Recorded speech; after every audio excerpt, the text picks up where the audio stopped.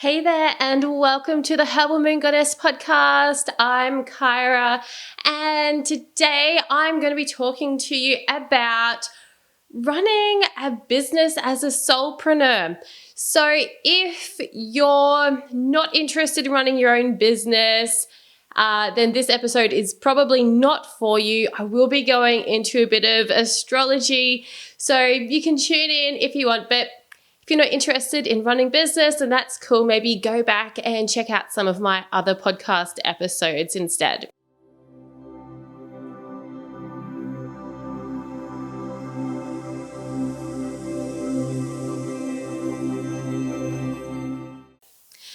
So, let's talk about business. So, I guess, where do I start with this? I have been running my own business pretty much my entire adult life. And, I tried a few businesses during my childhood as well. I'm just like a lifelong entrepreneur. And so I have a lot of experience with running businesses. And, sometimes you run a business and it's just not working, and then other times you just really find your flow and things just really work out and you're successful and everything. So there's a few different things that we're going to be talking about later on in today's episode about how to, find that business model that suits you. And we'll be looking at your astrology chart to look at that. But first up, let's talk about overcoming your fears, because I think the biggest thing that holds people back from just actually starting their own business and stepping out of your comfort zone and trying something is this fear. Often we'll worry about what other people think. And, it's sometimes we just feel like, oh my God, this is going to be such a bad decision.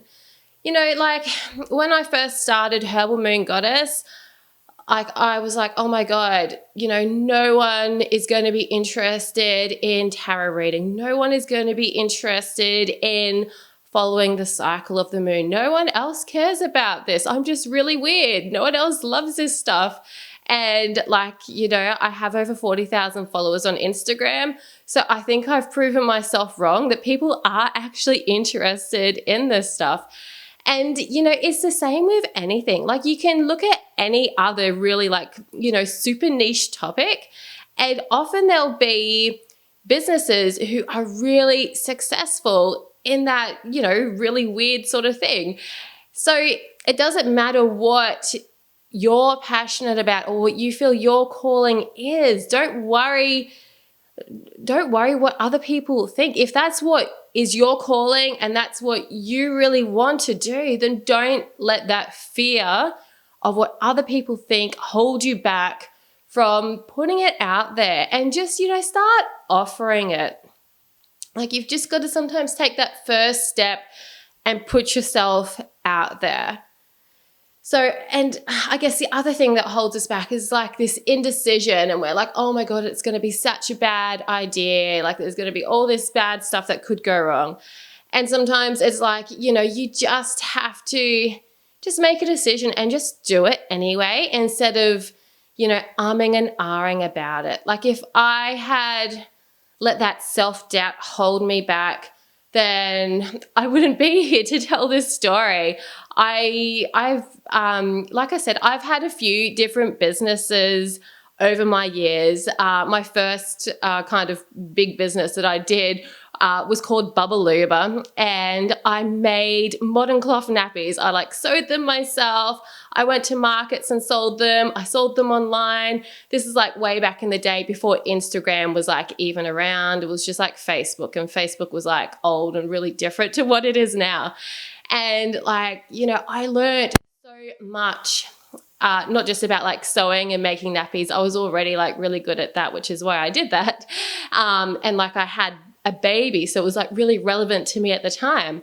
But I learned so much about running a business and making a profitable business and valuing my time as well. To start off with, I wasn't really making any money because I wasn't factoring in the time it was taking me to make the nappies and to sell them as well, like going to the markets and paying for a market stall and all that sort of stuff.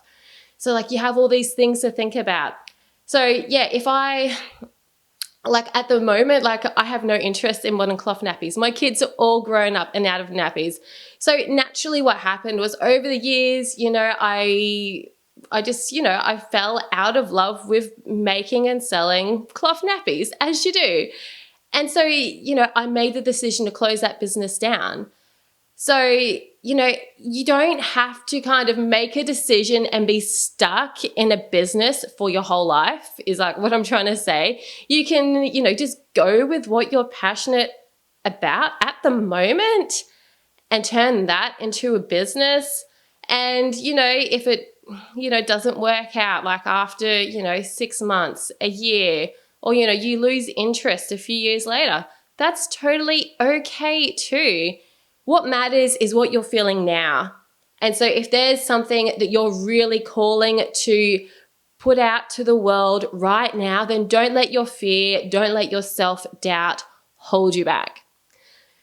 So let's talk a bit about business models. So now that you've overcome those fears, what I'd love to discuss is how to kind of shape your business so it really suits you. And, when you're doing work that is suited to you and brings you joy, then, it's just so much easier. It doesn't feel like such a chore because, it's great to work with your strengths.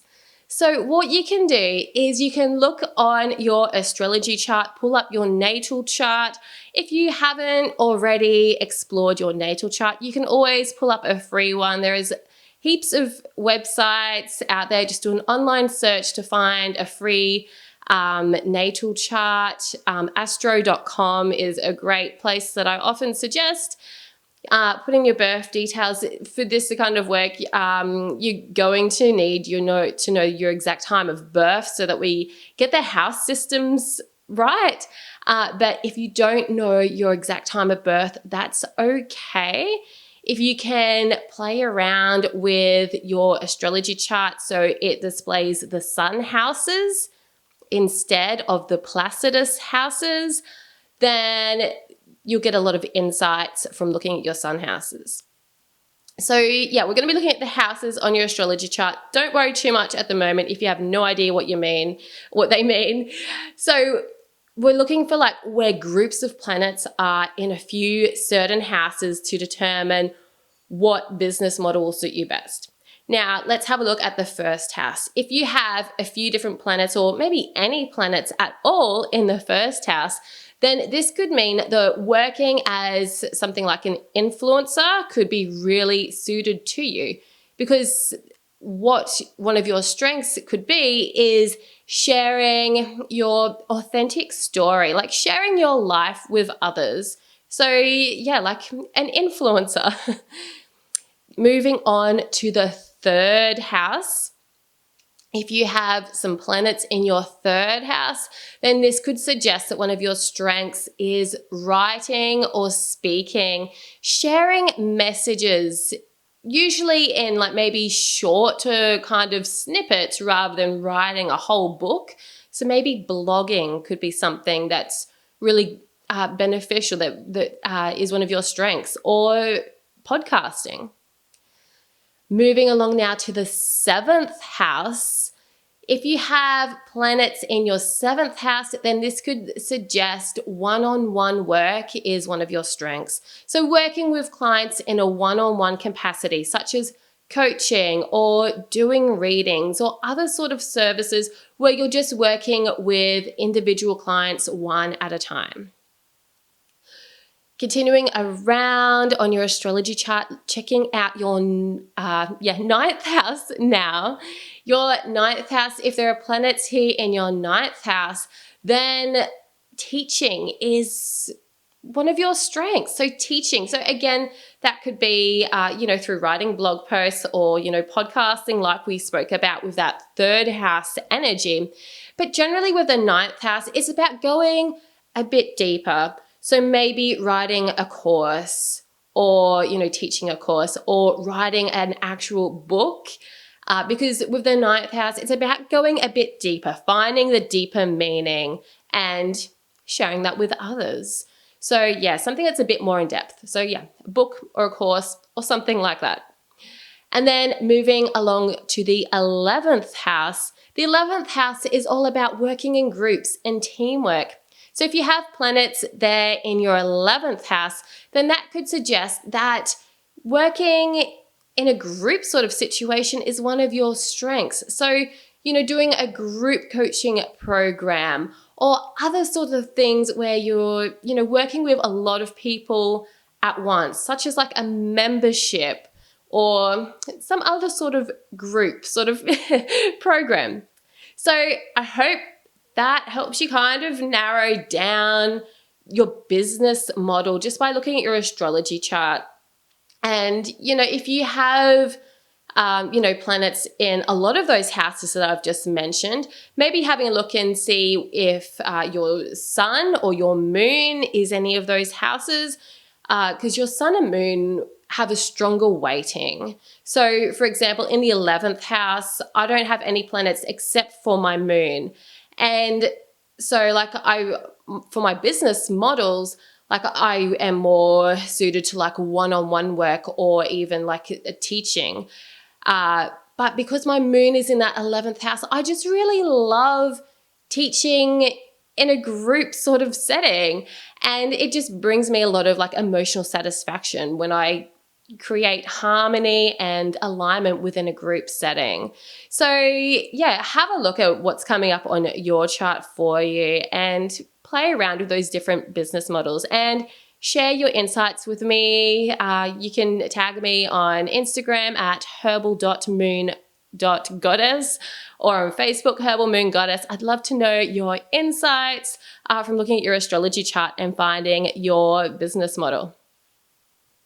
So we've talked about overcoming fears, and I've helped you discover the business model that you're most suited to based on your strengths. And I just, we're going to talk about one more thing, but I'd also just like to mention that I'm going to be opening enrollment to my Soul Aligned Business Mastermind really soon. So if you are really digging this business information and learning how to run your own soulpreneur business, then I'm going to invite you to sign up to my Astro Biz Planning Workshop and download the workbook that goes with it. It's completely free. And once you're signed up for that, you'll also get notifications of when the doors are actually open for my Soul Aligned Business Mastermind. I'm really, really excited to be following my own calling here and stepping out my own comfort zone, just like I've already talked about, overcoming all those fears and doing something that I'm feeling really passionate about right now. So the final thing we're going to talk about today is creating a business strategy. Something that really has helped me over the years with my various businesses is coming back into alignment and, creating a long-term strategy and finding the self-discipline to stay within that strategy and to keep my business in alignment. And I don't know if this is just kind of applicable to me because I'm a Gemini and I can be really inconsistent because I have all these great ideas and I get really bored and I move on really quick. But I'm sure that this will also help a lot of you, whether or not you're a Gemini. So yeah, creating a business strategy. So, you come up with your business and you come up with this great idea and this mission for your business. But then sometimes, and I've done this so many times too, but I see businesses, they start to offer different things and these things aren't always in alignment with the core values of that business, with that mission statement. And so you kind of need to create that strategy to make sure that you're in alignment. Because when you step out of alignment, those your ideal customers, so the people who are watching you, your followers, they're not getting a clear message of what it is that you're doing and, how they can make a purchase from you, or, what they should even be purchasing from you, you can make it really confusing. So, simplifying it and just staying in alignment, like doing one thing and doing it like amazingly well, is better than trying to do, heaps and heaps of different things and, only putting in like, half-assed effort for all these little things. So do one thing and do it well. Have a strategy. Think about your long term. And I go so much more into the strategy of things in the AstroBiz planning workshop, totally free. If you want to sign up for that, the link is in the show notes. But yeah, strategy is so important.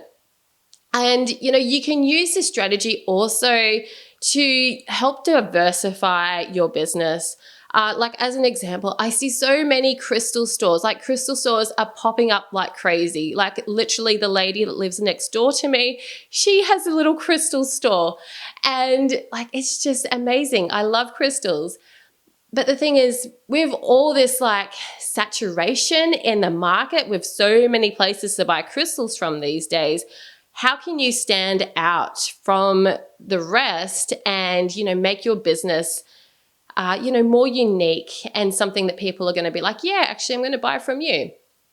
So this is where creating a business strategy can really help you, and to help you see where, you're not just selling crystals. Perhaps you can add on, crystal healing courses, or you can add on workshops, or perhaps you feel called to write a book, especially if you've got planets up there in your 9th house. It's suggesting that writing a book could be a good business model for you. So yeah, have a think about different ways that you could not only simplify your business by doing one thing and doing it well, but also how you can diversify, but staying in alignment with your business strategy. So yeah, I hope this episode was really helpful if you're a soulpreneur, if you're running your own business, or if you are even thinking about running your own business. And honestly, like I feel like there's a lot of people out there right now who are jumping on the entrepreneur bandwagon, I guess. People are interested in running their own businesses right now because a lot of us can't go out to work because Australia is shut down right now. We're in lockdown still. So if that's you, just use this time to maybe dabble in your passions and play around with starting your own business. Often you can just start it for free, just, have a way that you can take payments and have something to offer, and there you go. It doesn't have to be overly difficult.